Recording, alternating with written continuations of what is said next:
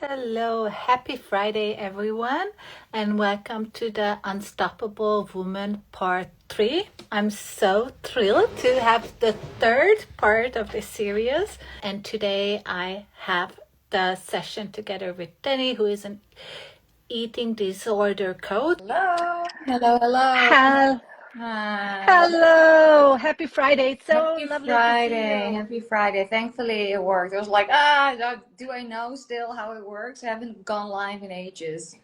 I know, right? And this is always like something technically happens when you go live and people are waiting or you just feel like they're, oh my God, what's going on? I But know. you're here. I'm so happy and thank you for being here. So I was already starting doing a little introduction about you, but let me repeat it for the people who now join and then we can kick off the interview session. I'm super thrilled because this is such an important topic that we are going to talk about today, and I can't wait to hear more about it and also your experience that you went through. Sorry. So today's guest is Danie, and I'm super excited having her here because she is someone who brings so much depth, wisdom, and actually realness to the word of recovery and also identity transformations. She is an eating disorder recovery coach over with 8 years of experience and both professionally and also going through it herself. Then it truly embodies what it really means becoming unstoppable, and she will share out her story with us. And the conversation will go deep into what real freedom looks like, how identity, emotional safety, and self-leadership all play a role in lasting transformation. So welcome again. And for those that are meeting you now for the first time here, can you actually tell us a little bit more about your story? Take us back to the beginning, how you became a coach and what happened to you. Yes. Right. So I became a recovery coach, which honestly, it was a very organic journey, to be fair. It all started from my own personal experience. As you said in the beginning, I had an eating disorder for about a decade, and I was very complicated, as the regular healthcare system would like to say, because I also had chronic Lyme disease, still kind of. Okay. And I was in and out of clinics all the freaking time, and I could, nothing worked pretty much. Okay. Up to a point where I was disabled from Lyme disease, and I just really couldn't do anything anymore. Plus, it affected my eyes as well. And when I'm saying like it affected my eyes, I couldn't function. We're talking about a debilitating pain to the point where my eyeballs were so burning and pushing and Oh my pulling. God. Like I ended up at psychiatric units because I was like, I need something, give me something, you know? Basically, long story short, nothing worked. They found nothing. They were like, yeah, it's all in your head. You're kind of crazy, this, that, the third. And it's probably chronic Lyme, but we have no resolutions. We have no options for you to get better. So that was fun. And I was like, fuck. And I used my eating disorder as a coping mechanism. Basically, all this time, it was my default coping mechanism, which obviously Mm-hmm. is healthy. And then at some point, I realized I have one thing that I can do, and that is recover. That's in my control. So Sure. basically worked my way through recovery by myself after so many years being in treatment, because all the treatment centers just didn't work and all the therapies didn't work. And I kind of like developed also my method, which we'll go into detail after, I don't know, a few minutes. But yeah, so that's how it basically started. And how it ended is that I got the question a lot because I shared my journey. I was also, my story has been published in the Daily Mail, a lot of news outlets in Holland as well. And I got the question basically a lot from people saying, how did you do it? And so I started off giving free coaching because in the beginning I was like, do I even like this? And so I did it pro bono, and I really enjoyed what I did. And I just kept doing it for the past 8.5 years, and I never stopped, never looked back. Been recovered since then. Yeah, so that's the story. This is such a tough situation where you were, and this is so empowering hearing stories that you can get out and be on the other side and support others. But can you tell us a little bit more? Because I think this is a lot that others maybe also struggle with when you go to a doctor and they tell you, yeah, we don't exactly know what's wrong. You have something, we can't tell you what, and there is not much we can do about it. And that moment that really changes in your brain that, okay, I'm not going into self-pity and being sorry for myself and not doing anything. I'm going to find a solution. I'm going to go and dig, and I'm going to figure this out no matter what other people say. Because I think this is such an empowering moment when you have this self-leadership that I don't care what others says. I'm going to cure myself. I'm going to get better. What gave you the strength to get here, and how did you manage this, if you could tell a little bit more, because this is fascinating.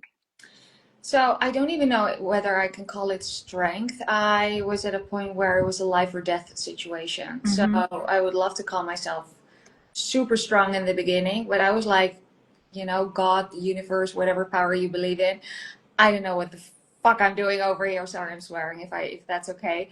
And Sure. I had no other option than just go with God pretty much. And I did. And so I think what gave me the courage and the strength was I made a promise with myself, and I tell this to all my clients all the time. Give yourself kind of like a benchmark of like, okay, I'm going to do this for a year. Like going to give it my all, my everything. And after a year, if I really still think, nah, I don't really like my recovered life, then you can always go back. So whilst I was going through my recovery, I was still dealing with this severe pain, and I didn't know whether I was going to be better regardless, right? With the pain plus the eating disorder. But I knew that what I was doing prior to that, which was restricting, being destructive, that wasn't working either. Right. So it was kind of like I had no other option. My hands were literally tied. And so I think that's unfortunately also something that I would say to people who are listening. I don't want people to think, oh, I need to hit rock bottom in order to recover or change something, because that's what happened to me. And I wish I started recovery sooner, because I missed out on so many amazing opportunities in my life. Most of my adolescence and my early 20s, mid 20s, everything is just it's kind of like blurry and vague, and Right. I just missed out. So yeah, but that's pretty much it. My hands were tied, and I had no other option just then to look except for looking forward. But that's, I call this a strength, because yes, it takes strength to keep pushing even for a year. And I fully agree with you, and also work with my clients like this. Like, you don't have to make the big step a huge step and a big goal. Like, because if you say it's going to be so big and you fail, then you're just going to lose all the willingness to continue. Right. So yes, I do call it the strength, and I loved how you said right now that, oh, I wanted to say it so fast, that you wish people knew that you don't have to get to rock bottom. Yeah. Yes, I fully agree. I wish to, but it looks like this is how we most learn. I was like that with my own burnout. I hit rock bottom. I was out of working and living and functioning for months. And I wish to, and that's why I follow your job, and I love you raising awareness, and let's catch this earlier than hitting rock bottom. Mhm. So during your time and your career, you created the, if I say it right, the DVK method, DVK um, method, yeah. recovery method. Can you tell us a little bit about that? Yeah. So basically what people need in recovery, by the way, I have a dog hair in my lips, so that's great. Uh, No worries. Also have two dogs outside. I'm at the family member's place. Everywhere animals. I literally make out with my dog at least 5 million times a day, so there's hairs everywhere. But yeah, no. So people need something tangible in recovery, which doesn't mean rigidity, because people will know the words meal plan. That's all very rigid, and I need, like, basically what I wanted to do and what I wanted to create for people is something that is tangible, action based, action oriented, because as we know, the difference between coaching and therapy is, in therapy you just talk about your problems, you leave the room, the therapy office, and you go on about your day, and you don't really do that much necessarily. With coaching, it's very action driven, action oriented. you need to set goals. And if you're a good coach, you're circling back to the person and be like, hey, did you do X, Y, Z? So I wanted to create something that people can also do at home, because I've created this DVK recovery method in, well, officially I made it in a guide form on my, you can actually buy it now on my website. I basically work with this template, this framework for quite a long time. So what it entails is, it's for people who are like, how do I start recovery? How do I actually start? Because I don't know, I've tried everything, I'm stuck, help. And that was me. And so it's something that involves basically tackling extreme fear foods immediately. And I'm going to explain to you how you do that in the guide, or in the method, basically. Then on top of it, which is the most important thing, most regular healthcare, the old protocols, they focus on weight gain. They focus on rehabilitating weight gain. That's it. But that's not what an eating disorder is. An eating disorder is about rules, rituals, thoughts, beliefs, all that stuff. That's what makes an eating disorder an eating disorder. So that's also what we tackle instantly in the method, basically. So in the guide, you can you can do just do it yourself. I do it with clients and I make a plan for them as well, but you can also do it by yourself. But basically what it entails, it's just kind of like a framework to how to recover effectively from A to Z. Great. That sounds amazing, because I think all these guides, they are very like easy to understand and helps you day by day. Yeah. Like how to manage it, how to tackle it on a daily basis. What actually is very needed in a recovery, if it's a eating disorder, it's a burnout recovery, it's like you have a plan that you can follow, something where you feel aligned, something where you feel yourself in it, and really can guide you to this step. Right. So can you tell me what's one thing you wish every woman and man would know about eating disorder, or maybe something that they fully misunderstands about it? Everyone needs to know that they have, including myself, a genetic predisposition for an eating disorder. So that basically means that you're genetically wired a bit differently than a quote unquote normal person. So I always compare it, which is this most simple analogy / metaphor. You know, like someone who's an alcoholic can't have just one drink. They take it to the races. They take it too far. That's the same with having a genetic predisposition. If you go into an energy deficit and you have that genetic predisposition, which can be caused by a simple diet, can be caused by being sick, can be caused by grief, whatever it is, like eating too little for what your body needs and going under the weight where you're supposed to be, that kicks off a certain genetic predisposition. So you can sometimes, I always say, like with an eating disorder, there's no rhyme or reason to it. Like you can rationally think, well, this doesn't really make any sense. Why would I X, Y, Z? But that's with every intrusive thought. Does it really make sense? No. But still, it's a very valid thought. But biologically speaking, you think these things because you have that genetic predisposition. So I want people to know that you need to accept that you are, and I know this is horrible and it took me a long time to realize, you have a mental illness. And once you can recover from said mental illness, but that chip, basically that genetic predisposition, is still there. I still have it, but it's not being triggered because I don't dip into an energy deficit, right? So that's a big one. Like, again, like an ex-alcoholic can just be like, you know what, I'm going to start having a drink once in a while. That never turns out great, does it? So you need to take it seriously, because if you don't, you're going to ruin your own recovery. And what's also very important, it's a full-time job. If you're working besides it, if you are, I don't know, doing something else like studying, having a full life, that's all great. But recovery ties into every aspect of your life. It's full on, it's a full-time job. You need to take at least a year to recover, if not longer. And it's gonna take time. It's gonna take time, for sure.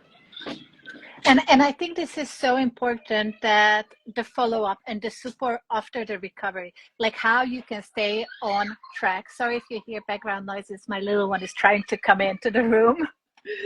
So really like how you stay on track, like how you follow up, because I see that also with burnout in professionals that, okay, now I'm back, but how do I not go back there? How do I stop this happening again? Because just like what you said about the eating disorder, it's like, yes, it can happen again. Something can trigger you, and then something can bring this old identity that used to overeat or used to not eat at all, whichever you are on the spectrum. And how you gonna first identify that something triggered you, stop that loop, that, okay, I'm not going back to my old version of myself, the old habits. So is this something you are also supporting your clients with, how to continue this work? Or do you see them coming back and really saying like, oh, I still need support on this area because it's so important? It's very individual. I always say, like, with being fully recovered, I mean, it's so dependent. Some clients come to me and they fully recover within 3-4 months, and others are with me for a year and a half. Unfortunately, I do have people coming back who relapsed, but thankfully, because I just don't want to toot my own horn, because my method is so effective and people just know how to implement, the work pretty much. They know the tools. So the relapse rate in my online practice hasn't been that high. In general, the relapse rate is pretty high, but I always say to everyone, and this is something thankfully my clients do, I always say there's a difference between a lapse and a relapse. So if you Mm-hmm. feel like these whispers coming back here and there, because again, you can just be, for instance, like last year, I had the norovirus, which is a horrible virus. I couldn't eat or drink. I couldn't even have a sip of water for about 48 hours. I was so sick. And that's not ideal, is it? Now, in my case, it didn't do anything, but it could, for someone else who's like in the earlier stages of recovery or being recovered, cause a relapse, or not a Yeah. relapse but a lapse of like, oh, this is fun, this is exciting, this is like good control. So people thankfully reach out, and I always always always offer aftercare. People who Great. are my clients or who have been my clients can always come back whenever. So I mean, we have to be honest, we're human beings, we make mistakes, right? And just being open and honest about that and reaching out whenever you need help, that's the biggest thing you can do. So true. And not to be ashamed of it. Like, Yeah. don't be ashamed of it. There is help out there. There are things happen. And it's just, you said, so true. We are humans. We sometimes mess up. So this brings me to another topic, is that so many people are stuck in the, I am someone who struggles, I will never get out of this, this is just who I am and I cannot change. Like, do you see that also within your clients? And if yes, how do you help them to move beyond this identity? Hmm. So you need to create kind of like a new identity, because people are identifying themselves with their eating disorder. So I always try to work immediately on distinguishing the eating disorder self and the healthy self. And this is such a big thing. Like, you have an eating disorder voice and a healthy voice. But in the beginning, of course, when you just started out, you think these thoughts are you. These beliefs are just facts, which obviously it isn't.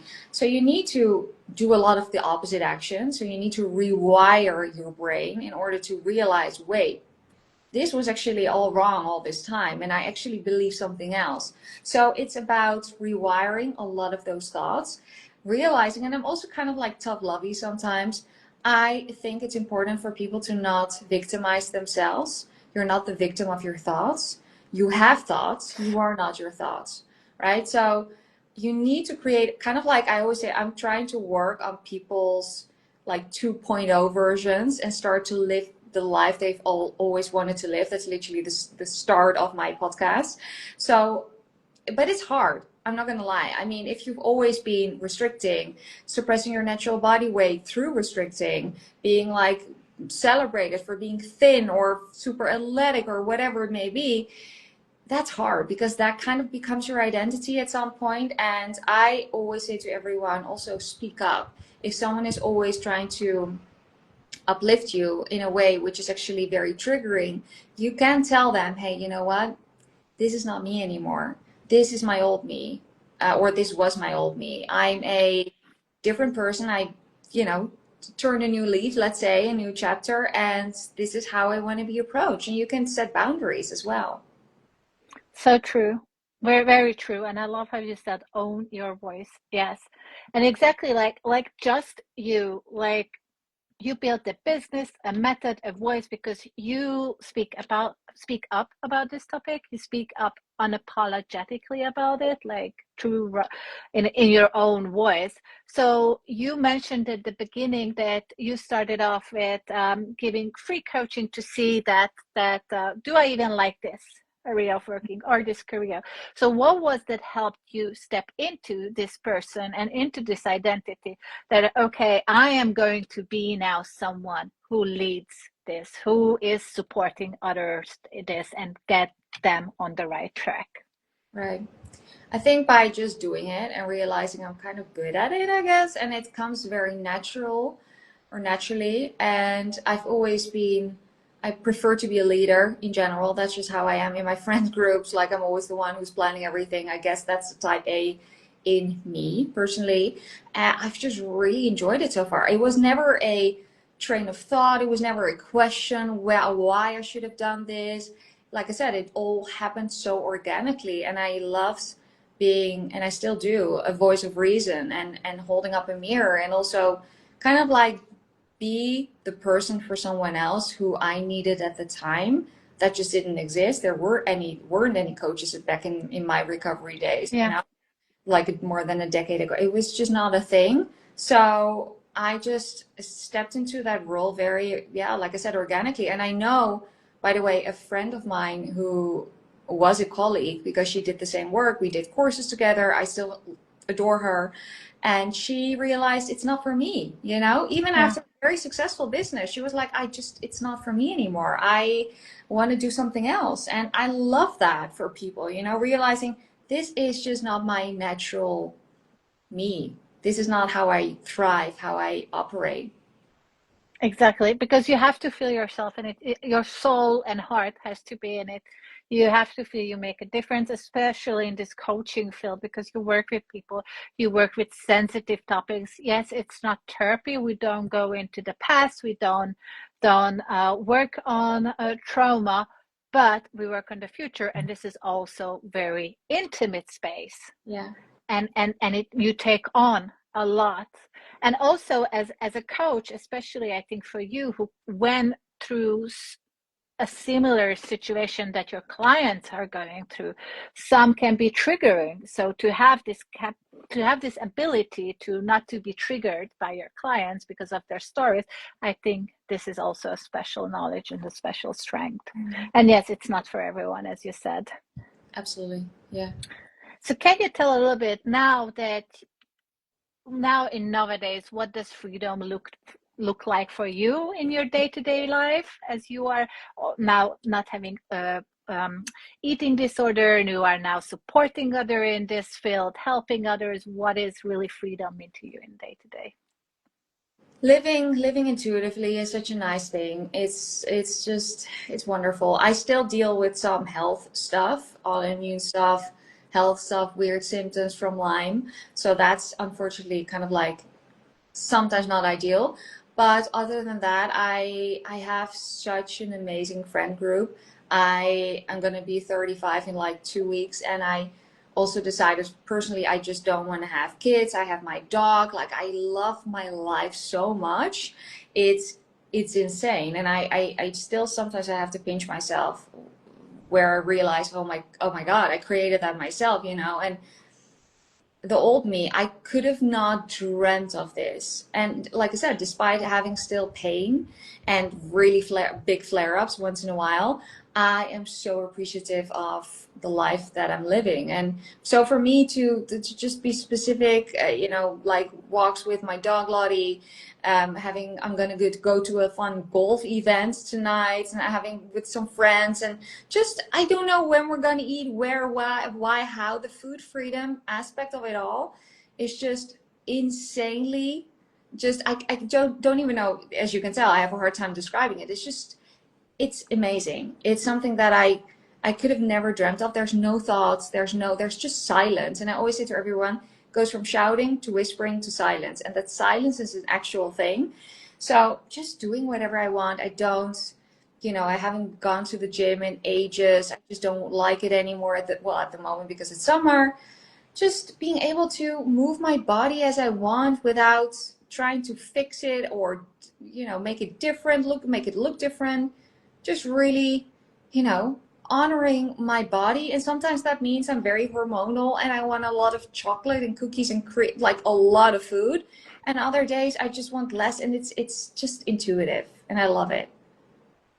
Maybe you said it's hard to describe with words, but it definitely comes through with energy as you're speaking. So I could fully feel it that it is true what you're saying.